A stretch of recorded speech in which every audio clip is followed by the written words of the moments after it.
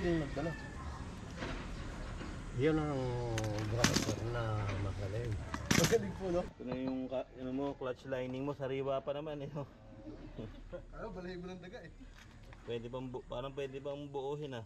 Ligyan na lang ng patigas ah. So yun, good morning mga ka-GM. Nandito tayo ngayon sa Bulacan. Meron tayong servicean ngayon dito na Toyota Commuter.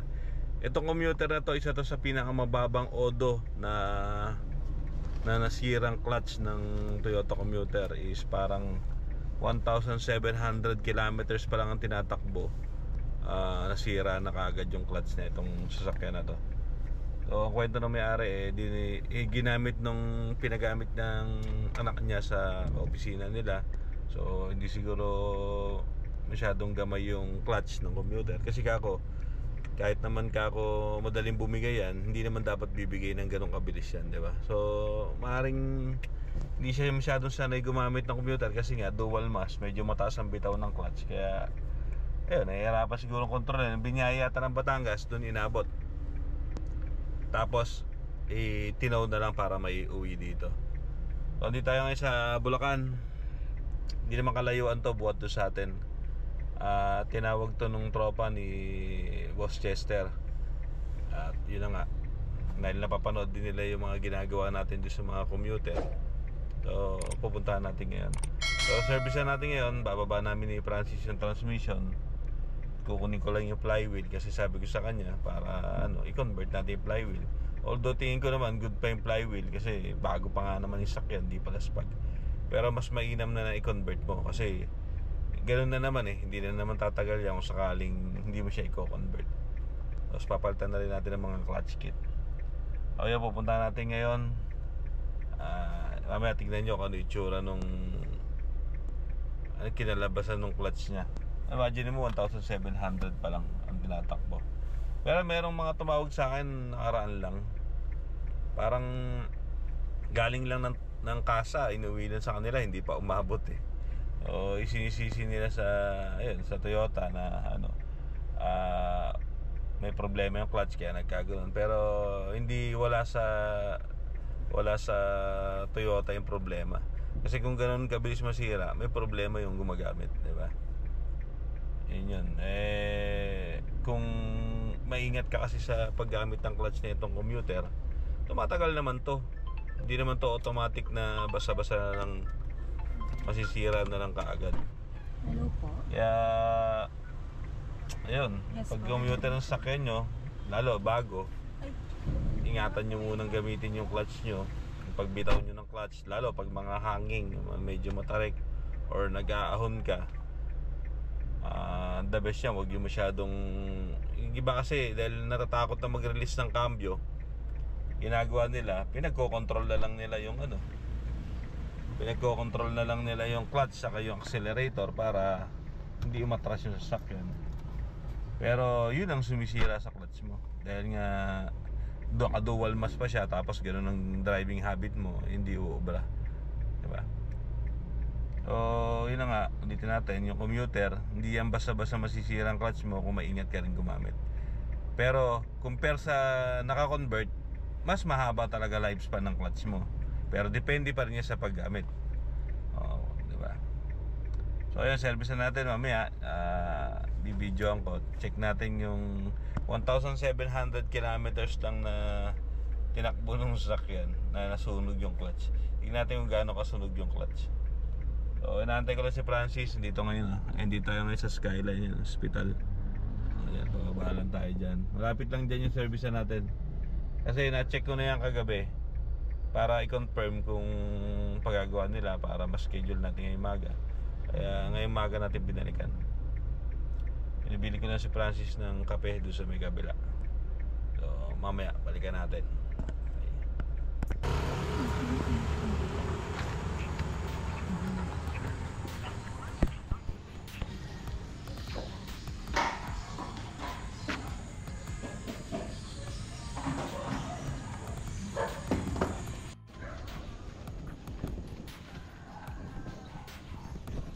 Ay mga GM, check natin yung Odo. Ito na yung commuter na service natin. Ano alam mo? Ah. Oh, ito na. 1,900 pala. 1,974 kilometers. May yung clutch din sa loob. Bagong-bago pa ito.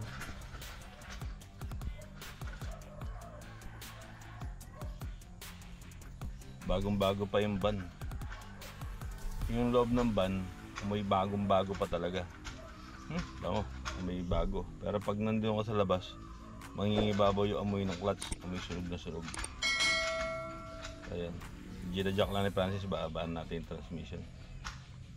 So, order nito, wala pang 2,000, magda 2,000. Kasi sabi niya agahapon is nasa 1,700 plus. 1,900 pala. So, wala, almost 2K yung tinakbo. O, ayan, baba natin transmission. Check natin.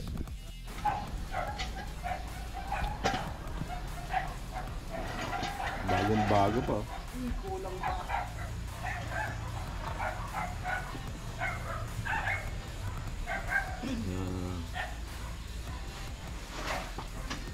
Bagong bago. Sa baba ng transmission niya, no? Linis. Pero yung walk pa lang. Bagong bago pa.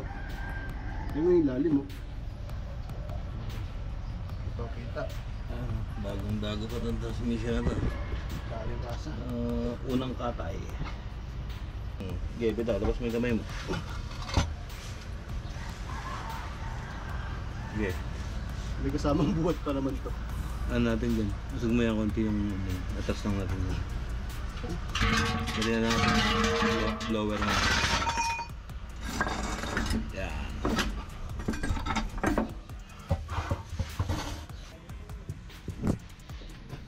Yan yung tsura ng loob. Namin mo yung clutch.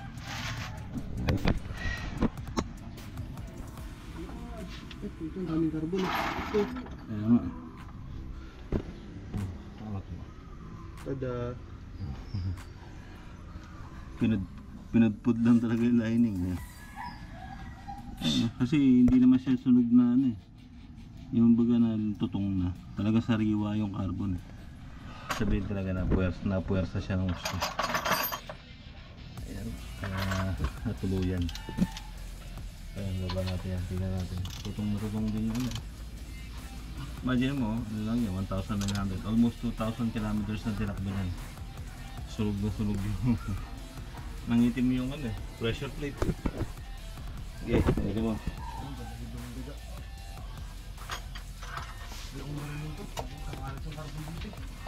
Yun, sa bukad lang, huwag mo lang bagsak. Pag nanginig ng carbon to. Huwag natin ito. Ayos ka lang.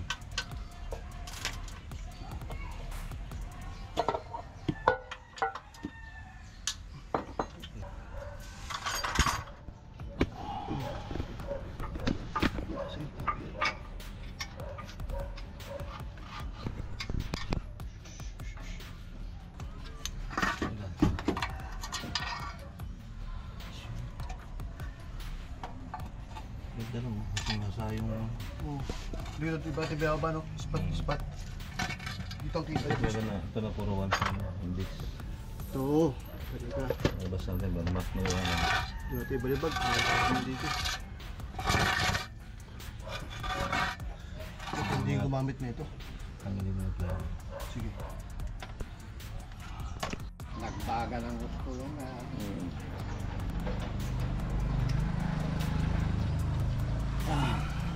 Grabe inabot na ito mga ka-GM. Batangas naman to inabot. Iba sa Baguio. Halos di naman kalabas yung ano. Kumapit na rin sa ano. Grabe, sunog. Yari. Ayun bunot. Tumakat. Sumot. Kandila. Magaling yung nagdala. Yan ang driver na magaling. Magaling po, no? Oo. Isang gamit pa lang. Gastos agad. Tutong na yun. Para tamang hinasa niya yung ano. Bago pa lang Grabe, bagong bago.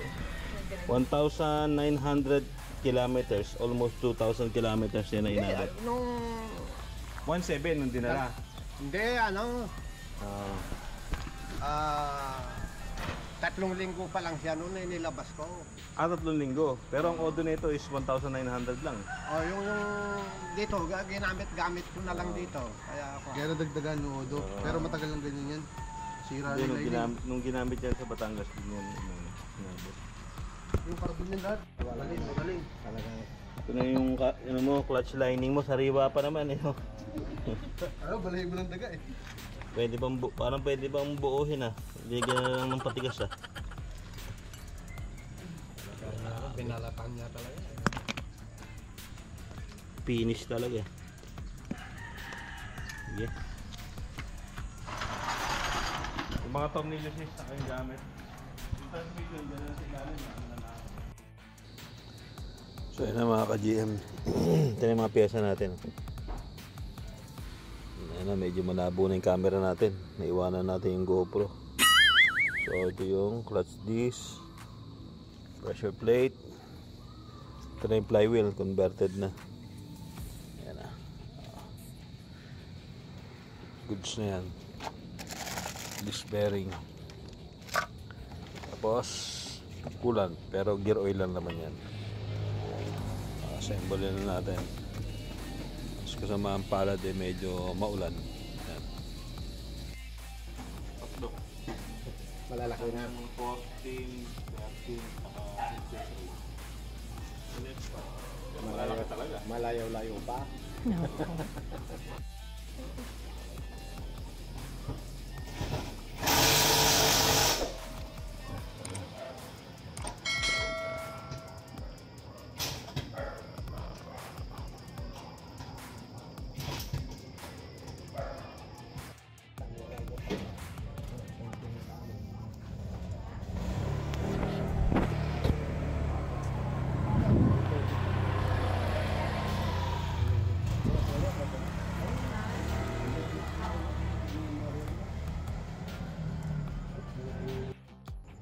Ayun na, tapos na natin mga GM. Okay. 1,974 kilometers. Unang baba.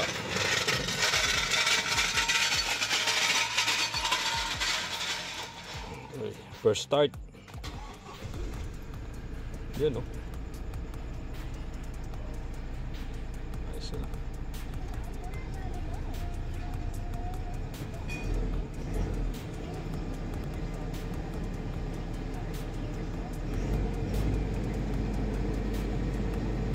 All goods.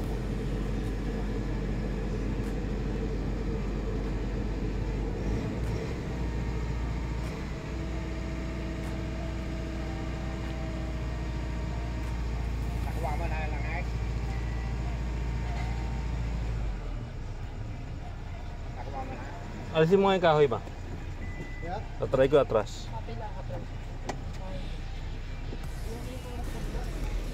Wala na doon? Walang isa lang ba yan?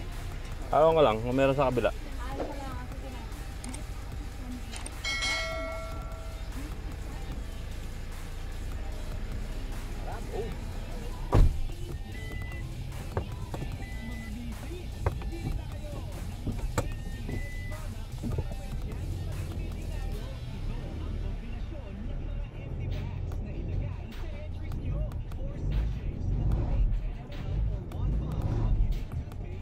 Basta. Kapit na. Ayos.